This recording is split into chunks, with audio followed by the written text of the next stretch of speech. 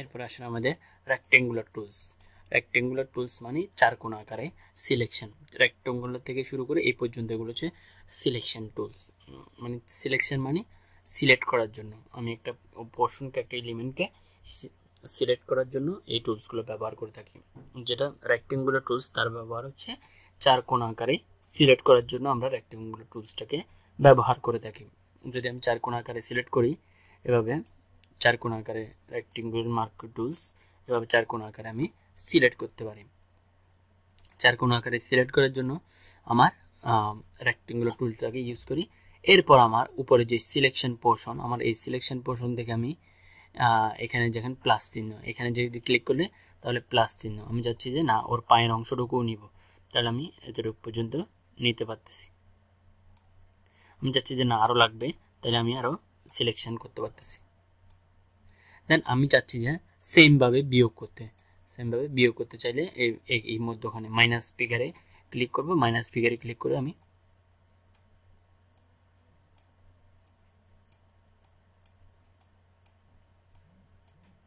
তাহলে এইভাবে সেমভাবে আমি কি করতে পারি, এটাকে বিয়োগ করতে পারি। সেম চাইলে আমি গুণও করতে পারবো। এখানে ক্লিক করলে আমার এটা গুণ হয়ে যাবে, যতটুকু অংশ সিলেক্টেড ছিল ততটুকু অংশ থাকবে। তাহলে এভাবে আমরা চারকোনা আকারে একটা ইমেজকে সিলেক্ট করতে পারি। সিলেক্ট করার পর যখন আমি মুভ টুলে ক্লিক করব, সেটাকে আমি অন্য জায়গায় মুভ করাতে পারবো, অন্য ইমেজের মধ্যে আমি নিয়ে যেতে পারবো। দেখেন আমি এই ইমেজের মধ্যে নিয়ে আসলাম, ট্রেনে নিয়ে মাউস দিয়ে ড্র্যাগ করলে এখানে চলে আসবে এবং অল টাচের ভিতরে বড় ছোট করলে ছোট হবে। দেখেন আমি লেয়ারটাকে যদি উপরে তুলে দিই, লেয়ারটা ভিতরে চলে গেছে সেজন্য দেখা যাচ্ছে না, এটাকে উপরে তুলে দিই তাহলে আপনি দেখতে পাবেন, তাহলে এটাকে দেখা যাচ্ছে। তা এটা এখানে একটু ঝাপসার কেন দেখা যাচ্ছে, আমি ওখানে ফেদার করে দিয়েছিলাম সেই জন্য। আমি যদি এখানে অন্য আরেকটা ইমেজ ওপেন করি, ফাইল থেকে ওপেন বা এই ইমেজটা ওপেন করি, আমি এইটাকে কেটে এনে বা এটাকে কন্ট্রোল ডি দিলে ডিসিলেক্ট হবে। কন্ট্রোল ডি দিলে আমি সিলেক্টেড অংশটাকে মুছে ফেলতে চাইলে কন্ট্রোল ডি ইউজ করব, সেটা চলে যাবে। আমি এটাকে সিলেক্ট করলাম, সিলেক্ট করে আমি যদি এখানে ফেদারটা বেড়ে দিই 100 দিলাম, দেওয়ার পর আমি মুভ করলাম, এটাকে মুভ করাই আমি মুরগি এখানে নিয়ে আসলাম, নিয়ে এসে আমি এর কি এটা ছোট করে দিই।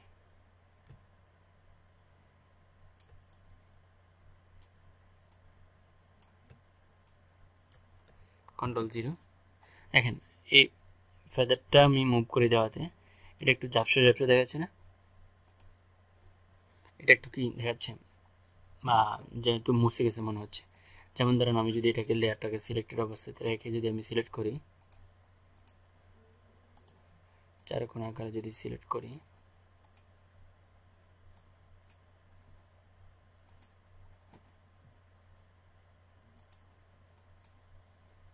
নট পিক্সেল 100%, আবার কমাই দিই, এটা সিলেক্ট হচ্ছে না। সিলেক্ট হওয়ার পর আমি যদি ফেদারটা এভাবে বাড়াতে থাকি, ধরেন আমি এখানে 500 পিক্সেল করলাম,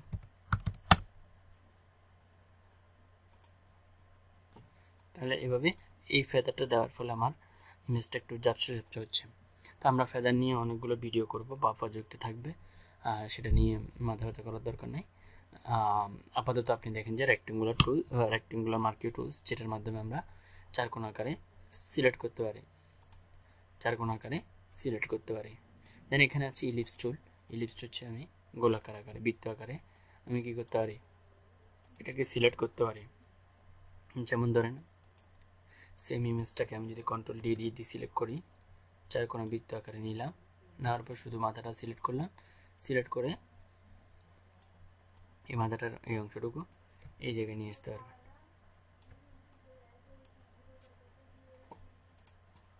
ঠিক আছে, তো এভাবে আমি চারকোনা আকারে বৃত্তাকার আকারে সিলেক্টকৃত অংশটাকে আমি চাইলে বিয়োগ করতে পারবো এবং চাইলে গুণ করতে পারবো। গুণ করলে শুধু এই অংশটুকু থাকবে এবং যোগ করলে আপনার এটাকে যোগ করলাম, যোগ করে আমি চাইলে এখানে বিয়োগ করতে পারবো, এখানে বিয়োগ করতে পারবো।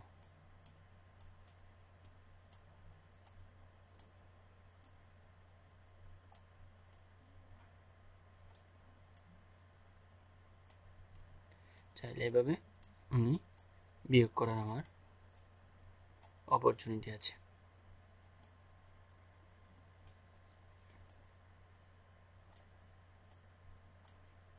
ঠিক আছে, এভাবে আমি যোগ বিয়োগ করতে পারবো। দেন আপনি রেক্টেঙ্গুলার টুলস গেল, মার্কে ইলিপস টুল গেল। রেক্টেঙ্গুলার হচ্ছে চার কোণ আকারে সিলেক্ট করতে পারি, আর ইলিপস হচ্ছে মার্কি মানে গোলাকার আকারে সিলেক্ট করতে পারি, আর একটা হচ্ছে চার কোণ আকারে সিলেক্ট করার আমাদের অপরচুনিটি আছে।